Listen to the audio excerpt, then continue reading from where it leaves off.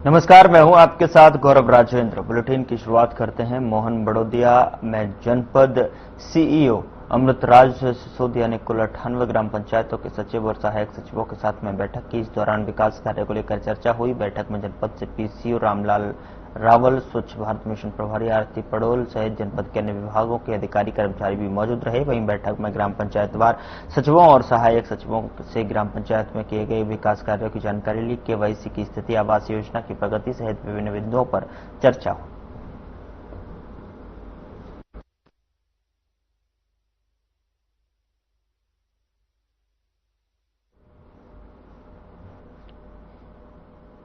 नागदा में पूर्व नगरपालिका अध्यक्ष बालेश्वर दयाल जायसवाल ने प्रेस कॉन्फ्रेंस की और इस दौरान गौशाला की एक भूमि पर अवैध कब्जे को लेकर एक संगठन पर गंभीर आरोप लगाए। साथ ही उन्होंने कहा कि एक संगठन द्वारा जबरदस्ती एक कालिका मंदिर बनाकर अवैध रूप से कब्जा किया जा रहा है, लेकिन प्रशासन खामोश है। हालांकि मोहन सरकार की ओर से गौशाला संचालित होने पर अनुदान दिया जाता है, वहां ये गौशाला आज भी बिना किसी शासकीय अनुदान के चल रही है। यहाँ पर करीब 150 गायों का पालन पोषण किया जा रहा है। करीब 70 सालों से स्थापित का जो गौशाला का रजिस्ट्रेशन भी किया गया है, इसके बावजूद आज तक यहाँ पर कोई अनुदान नहीं मिला।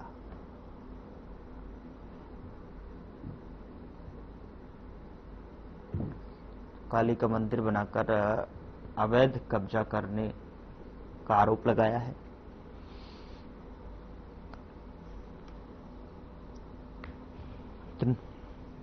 नागदा में पूर्व नगरपालिका अध्यक्ष ने ये प्रेस कॉन्फ्रेंस की है कि जहां पर गौशाला की भूमि पर अवैध कब्जे को लेकर इस प्रेस कॉन्फ्रेंस में निशाना साधा है। और साथ ही आपको बता दें कि काली मंदिर बनवाकर अवैध कब्जा करने का भी आरोप लगाया गया है।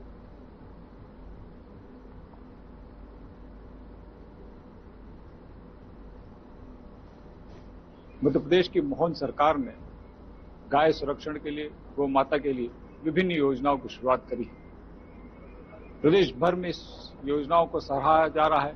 वहीं अगर हम देखें तो नागदा में भी एक गौशाला है, गोपाल गौशाला। पिछले 70 सालों से यहाँ पर लगातार गायों को संरक्षण किया जा रहा है। उनकी पूरी व्यवस्थाएं और देखभाल बड़े अच्छे से की जा रही है। लेकिन दुर्भाग्य की बात है, इस 70 साल रजिस्टर्ड गौशाला के अंदर आज भी मोहन सरकार की सुविधाएं नहीं पहुंच पा रही। इन्हीं सब चीजों से बात करने के लिए हमारे साथ यहाँ पर गोपाल गौशाला के संरक्षक अध्यक्ष श्री पूर्व राजनीतिक श्री बालेश्वर जी जायसवाल जी हैं। उनसे जानना चाहेंगे क्या चीजें रही और अब क्या आज इन्होंने प्रेस वार्ता में कहा। तो सबसे पहले आपका स्वागत है साधना न्यूज में। धन्यवाद। इस गौशाला को तकरीबन 70 साल हो गए। आज आपने एक प्रेस वार्ता कर रखी थी, क्या विषय रहा? गौशाला की स्थापना को 80 साल हो चुके हैं और लगभग 40 वर्ष से मैं इसकी व्यवस्था देख रहा हूं। चूंकि प्रेस में मेरा अटूट विश्वास है, इसलिए जो भी समस्या थी आज मैंने प्रेस के समस्त साथियों को बुलाकर उनसे अवगत कराया। किस तरह की समस्याएं थी जिनको आपने यहाँ पर प्रेस वार्ता में बताया? कुछ असामाजिक तत्वों द्वारा गौशाला की भूमि पर अतिक्रमण करने का प्रयास किया जा रहा है और धार्मिक भावना भड़काने का प्रयास किया जा रहा है। गौशाला की आरक्षित भूमि जिस पर शेड और कथा पंडाल और बनना था, उस पर माता दुर्गा जी की और कालका जी की प्रतिमा रखकर अनाधिकार कब्जा करने का प्रयास किया गया। तो ऐसे कौन लोग थे? आपने प्रशासन से इसकी कुछ शिकायत की? आगे कुछ इस तरह से कोई राजनीतिक? मैंने इस वस्तु स्थिति से माननीय राजस्व कमिश्नर महोदय को, कलेक्टर महोदय को, एसपी महोदय को और इस मध्य प्रदेश के प्रमुख सचिव महोदय को अवगत करा दिया है कि ये जितने भी असामाजिक तत्व हैं, जिन पे 50 मुकदमे चल रहे हैं और उन लोगों द्वारा नागदा नगर की धार्मिक भावनाओं को भड़काने का प्रयास किया जा रहा, धर्म के नाम से नागदा नगर में अशांति पैदा किए काम किया जा रहा है। और उसी संबंध में आज प्रेस कॉन्फ्रेंस बुलाई थी। जो भी वस्तु स्थिति थी प्रेस के समस्त साथियों के समक्ष मैंने प्रस्तुत कर दी। क्या लगता है आपको, पिछले 40 साल से आप यहाँ पर व्यवस्था को देख रहे हैं, तकरीबन 150 से ज्यादा यहाँ गौ माता हैं जिनका आप संरक्षण करते हैं, तो किस तरह से इनका संरक्षण करते हैं? देखिए, मेरे को शासन, प्रशासन और प्रेस के साथियों को पूरा विश्वास है कि जो भी समस्याएं आज उनके समक्ष रखी है, आने वाले समय में निश्चित रूप से उनका निराकरण होगा और प्रेस के सभी साथी सहयोग करेंगे। शासन प्रशासन के जो पदाधिकारी और अधिकारी लोग हैं उनका भी सहयोग मिलेगा। आप कह रहे हैं कि यहाँ पर अवैध रूप से कब्जा किया गया है, तो कितनी जमीन जो थी वो कब्जे की गई और कौन सी ऐसी संस्थाएं जिन्होंने कब्जा किया? देखिए, गोपाल गौशाला की जिस स्थान पर अपन बैठे हैं लगभग 40 बीघा जमीन है। कुछ बहुत सारे लोगों ने पहले अतिक्रमण किया था, बाद में किया था। उसके सारे राज्य शासन को शिकायत और माननीय उच्च न्यायालय में वो प्रकरण चल रहे हैं। एक पंडित ने यहाँ पर स्ट्रक्चर आरसीसी का खड़ा कर लिया था, उसमें भी कोर्ट ने उसको तोड़ने का ऑर्डर कर दिया और जमीन का कब्जा गोपाल गौशाला को दिलाने का आश्वासन कर दिया।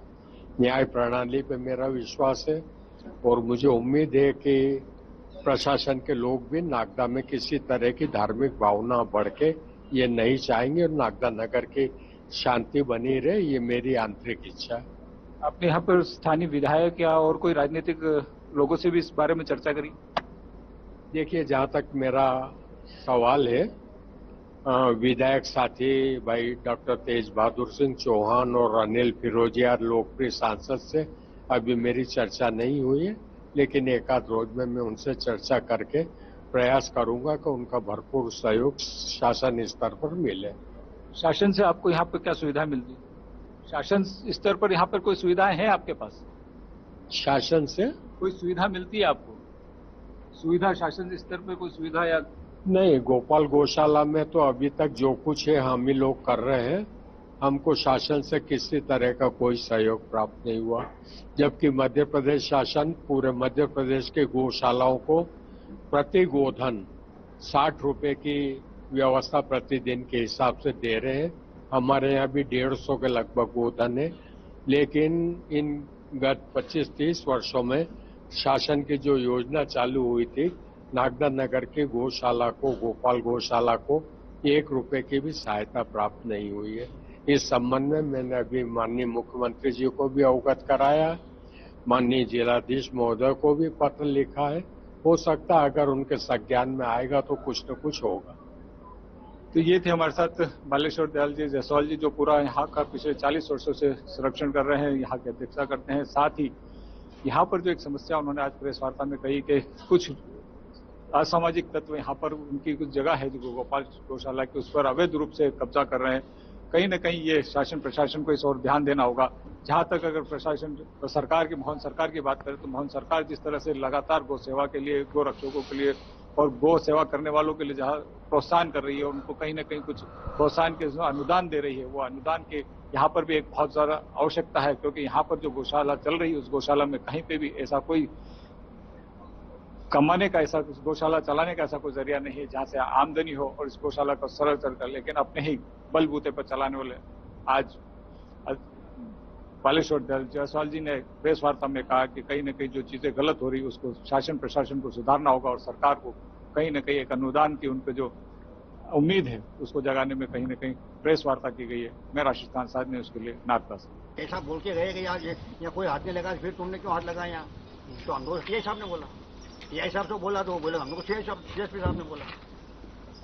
ये स्थिति बनी और 2 दिन पहले की बात है, संडे की बात है, इसको बहुत ज्यादा बात नहीं हुई। और ये भी कोई 12-15 साल पुराना नहीं है, 2 साल पुराना ही है जो अभी करा हो। और वो भी कराना दिए, ये सब बंदोबस्त है ताकि अंदर क्या हो जाए मालूम ही नहीं पड़ता है, और उसका लाभ लेकर के इन्होंने पक्का कर दिया। निकाला उसको 15-20 क्वार्टर। अच्छा, यहाँ कालका जी को चढ़ते और बसों में क्या होता है या तो ईश्वर जाने, मगर यहाँ 15-20 क्वार्टर खाली मैंने फेंके उधर। ये गौशाला की जमीन, गौशाला की जमीन।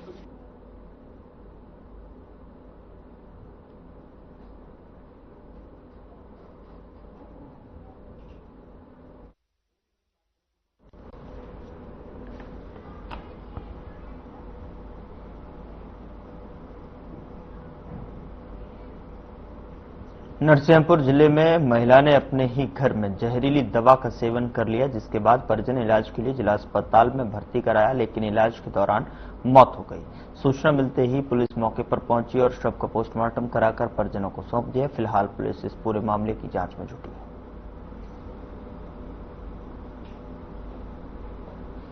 महिला ने जहरीली दवा का सेवन किया और इलाज के दौरान महिला ने दम तोड़ दिया, जिसके बाद सूचना मिलने पर पुलिस जो है मौके पर पहुंची और शव को कब्जे में लेकर पोस्टमार्टम कराया, जिसके बाद पोस्टमार्टम के बाद में महिला का शव जो है परिजनों को सौंप दिया गया।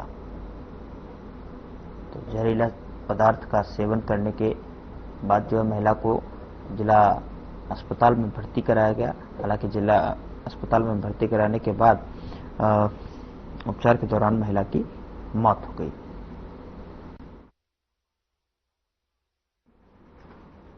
मामले का संज्ञान लेते हुए महिला के शव को पोस्टमार्टम कराया और पोस्टमार्टम कराने के बाद महिला का शव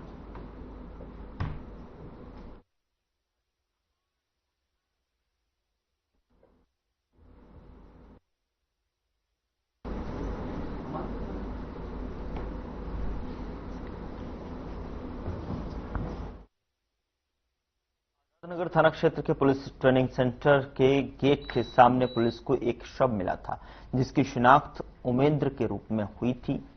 मिले शव शरीर पर कई जो है तरह के जख्म और निशान देखे गए। शुरुआत में पुलिस ने मांग की और मामले की जांच की शुरुआत की। पड़ताल करने पर हत्या का मामला सामने आया, जिसमें 5 आरोपी शामिल हैं। 4 आरोपी पुलिस आजाद नगर ने गिरफ्तार करते हुए एक आरोपी को तलाश शुरू कर दी है।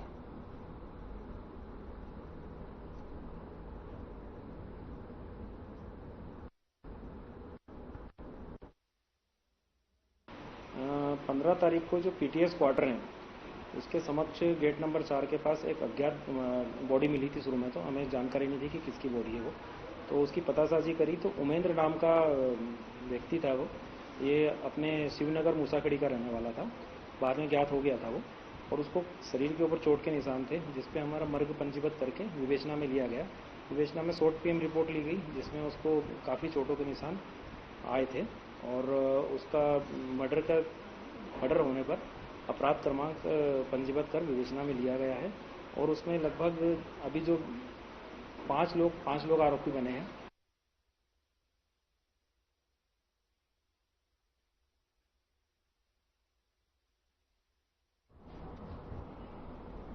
इंदौर की खजराना थाना पुलिस को बड़ी सफलता मिली है, जहां पर पुलिस ने लूट के मामले में 2 आरोपियों को गिरफ्तार किया है। दरअसल खजराना थाना क्षेत्र के स्टार चौराहे पर एक युवक ने के साथ में पूछने के बहाने लूट की वारदात को अंजाम दिया है और मौके से फरार हो गए। सूचना मिलते ही पुलिस मौके पर पहुंची और पुलिस ने दोनों आरोपियों को गिरफ्तार कर लिया।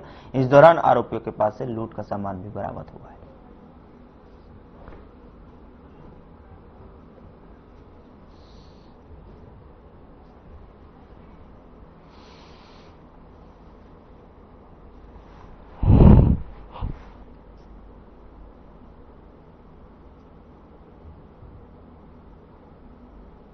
पुलिस को सफलता मिली है।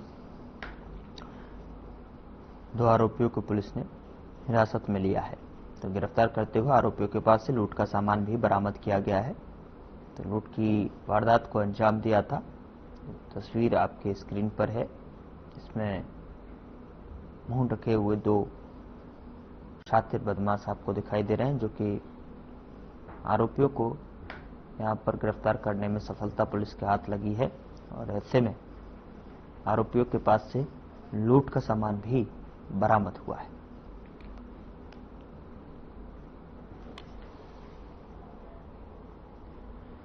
मनावर पुलिस ने एक शातिर धोखेबाज को गिरफ्तार कर उसके पास से 60 लाख रुपए कीमत की 7 महंगी कारें जब्त की हैं। दरअसल आरोपी लोगों से जो है किराए पर कार लेकर उन्हें गिरवी रखकर लोगों से ठगी की वारदात को अंजाम दिया करता था, जिसकी शिकायत पीड़ितों ने जो है थाना मनावर 12 जुलाई दर्ज करवाई थी। आरोपी ने जो है धोखाधड़ी का मामला देखते हुए पुलिस ने इस पर संज्ञान लिया।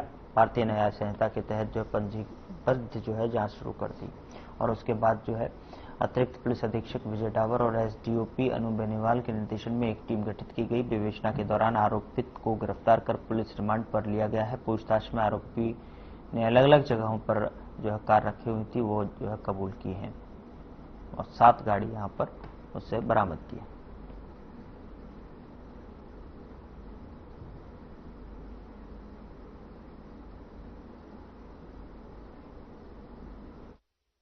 एक बहुत ही अच्छा काम किया गया है इसमें एक धोखाधड़ी के प्रकरण का खुलासा किया जा रहा है। मनावर के ही एक निवासी अकलीम खान, जो इसमें मुख्य आरोपी है, उसको गिरफ्तार करके जेल भेज दिया गया है। इसमें धोखाधड़ी का प्रकरण बना था, जिसमें भारतीय न्याय संहिता के 316-318 धारा के तहत अपराध पंजीबद्ध किया गया था। यह आरोपी अकलीम खान, इसका एक स्कैम चलता था जिसमें यह लोगों से उनकी गाड़ियां किराए पर लेता था। उनको बोलता था कि आपकी गाड़ी किराए के व्यवसाय में जाएंगी, परंतु वह उनसे लेके और कहीं और पे उसको गिरवी रख देता था। इस प्रकार से यह स्कैम या धोखाधड़ी काफी समय से कर रहा था। जैसे ही थाना मनावर को यह सूचना लगी, इन्होंने बहुत ही अच्छी कार्रवाई उसमें की। इसमें कुल 7 गाड़ियां अभी तक जब्त हो चुकी हैं, जो कि सातों जो है 4 व्हीलर हैं। इसमें अलग अलग प्रकार की गाड़ियां हैं। उसमें अर्टिगा है, इको है, वैगनार है, स्विफ्ट है, बलेरो पिकअप वाहन है। इन गाड़ियों की अगर कुल कीमत देखी जाए तो तकरीबन 60 लाख की बनेगी। इस अपराध में अभी विवेचना चालू रहेगी। अगर और कोई मुख्य तथ्य हमें इसमें मिलता है तो वो भी इसमें जोड़ा जाएगा।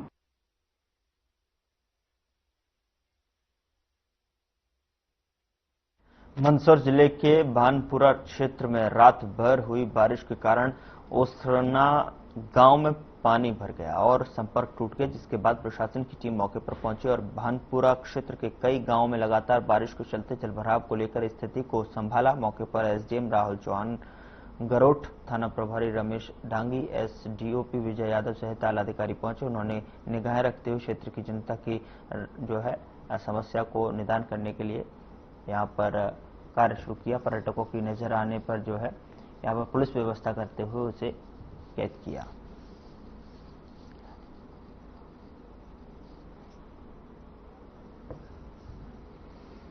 तो पुलिस व्यवस्था को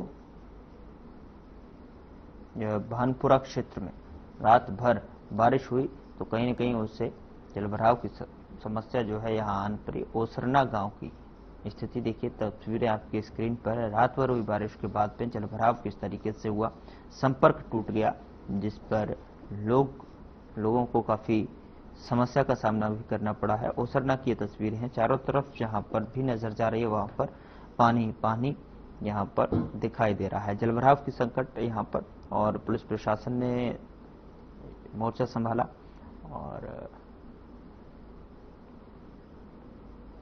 लोगों का जो है पूरी रात हुई बारिश के बाद जो है गांव का संपर्क यहाँ पर टूट गया। तो लोगों को इसे पार कर पानी के बीचों बीच से गुजरते हुए भी आपको दिखाई पड़ रहे हैं तस्वीरों में, जहां पर ओसरना गांव की ये स्थिति है।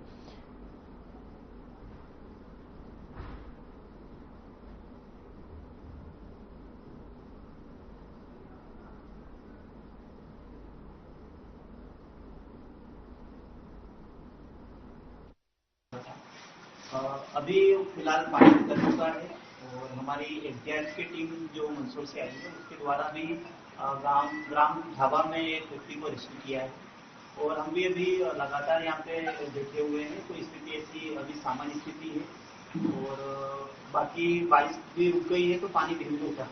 सर, कुणाल सागर जो एक तालाब है उसको लेके भी थोड़ी विषय था कि वहां पर अत्यधिक पानी के जल भराव और रास्ता जाम वगैरह हो गया था, उस विषय में। हाँ, यहाँ पे ओसरना के ऊपर एक तालाब है जो जनपद के माध्यम से बना हुआ है। अभी ऐसी कोई खतरे की स्थिति नहीं है, उसको हमने दिखा दिया है और पानी उसका जो एक्टिव हुआ है वो पानी कंटिन्यू जारी है। सर, आपका नाम? राहुल चौहान, एसडीएम। स्थिति तो क्या है कि पानी तो भरा है, पानी और गांव के अंदर घुसा है, गांव के अंदर और लोगों के मकान में भी पानी घुसा है। तो स्थिति तो थोड़ी मौके पे पहुंची तो किस प्रकार की मदद मिली? बहुत बढ़िया मदद मिली। प्रशासन की टीम ने और सभी लोगों ने अच्छा सहयोग, गांव वालों ने भी अच्छा सहयोग किया, प्रशासन की टीम ने भी अच्छा सहयोग किया। सारी टीम अभी तक लगी हुई है, कोई दिक्कत नहीं है। और जो नुकसान हुआ है वो तो ठीक है। इस प्रकार के हालात कभी पहले भी हुए हैं कि फर्स्ट टाइम ऐसी? ये फर्स्ट टाइम तो हुआ है, पहले नहीं हुआ है। क्या कारण मानते हैं इसको? ज्यादा कारण अतिक्रमण, मेरे हिसाब से तो अतिक्रमण। जो नाला था उससे अतिक्रमण? हाँ, बस जो नाला है, जो नाले में पानी का बहाव जब लोगों ने रोक दिया है तो पानी कहाँ से निकलेगा, तो बहाव की वजह से वो अतिक्रमण की वजह से तो बाढ़ जैसे हालात हुए, बहुत नुकसान हुआ लोगों का। काफी पानी ओसरना ओसरना में ज्यादा नुकसान है। मैंने मेरे 25 साल की उम्र में पहली बार देखा। काफी वर्षा हुई, 3 बजे से स्टार्ट थी वह बारिश, जो अभी थमी।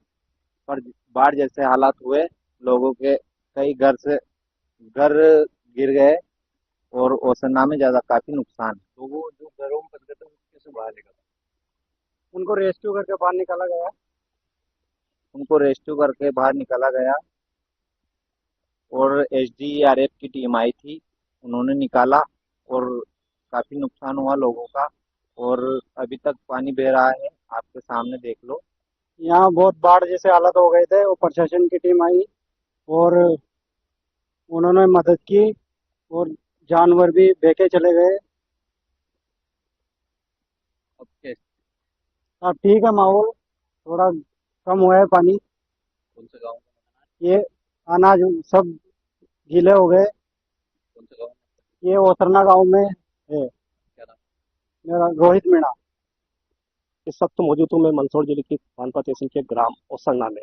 आपको बता दें कि भानपा क्षेत्र में रात्रि में अत्यधिक वर्षा के कारण आसपास के क्षेत्रों में काफी जल भराव हो गया है। उसको लेकर आज ग्राम पंचायत ओसरना में काफी जल भराव हो गया, जिसको आप मेरे पीछे देख सकते हैं कि यहाँ पर देखिए कितना जल भराव हो चुका है। यहाँ पर पानी किस तेज से बह रहा है।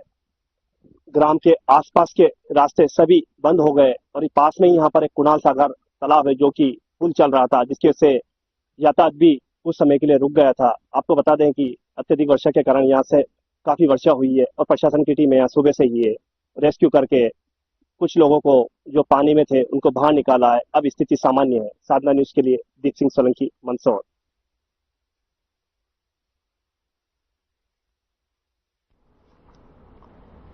सैलाना एसडीएम मनीष जैन ने गुरुवार को उप जेल का निरीक्षण करके बंदियों के हाल जाने, बंदियों की संख्या पूछने पर जेलर निर्भय सिंह ने बताया कि वर्तमान में सब जेल में 65 बंदी विभिन्न प्रकरणों में बंद हैं। एसडीएम ने बंदी गृह पहुंचकर बंदियों से खाना पान और स्वास्थ्य पानी सफाई व्यवस्था को लेकर जानकारी ली। एक बंदी से पूछा तो टीवी चलती है या नहीं चलती। इसके बाद एसडीएम मनीष जैन ने जेल परिसर में बने बागवान भोजनालय में जाकर देखा यह कि यहाँ की सफाई से संतुष्ट दिखे। उन्होंने जेल परिसर की दीवार सीसीटीवी कैमरे का भी निरीक्षण कर जेलर को आवश्यक दिशा निर्देश दिए। साथ ही एसडीएम मनीष जैन ने जेल परिसर के बाहर पौधारोपण भी किया।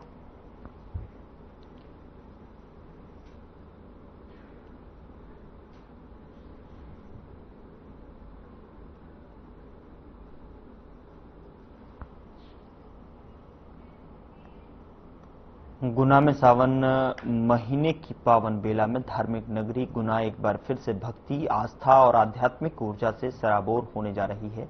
महाभारत कालीन सिद्धस्थल श्री हनुमान टेकरी पर श्री राम कथा, ज्ञान यज्ञ और भंडारे का भव्य आयोजन गर्ग परिवार मुंदली वाले की ओर से किया जा रहा है। यह पावन आयोजन की शुरुआत 24 जुलाई को कलश यात्रा के साथ होगी। यात्रा टेकरी देवी मंदिर से शुरू होकर देकरी दरबार तक जाएगी। इसके बाद राष्ट्रीय कथावाचिका साध्वी प्रियंका भारती जी के मुखारबिंदु से प्रतिदिन दोपहर 1 बजे से शाम 6 बजे तक कथा की अमृत वर्षा की जाएगी।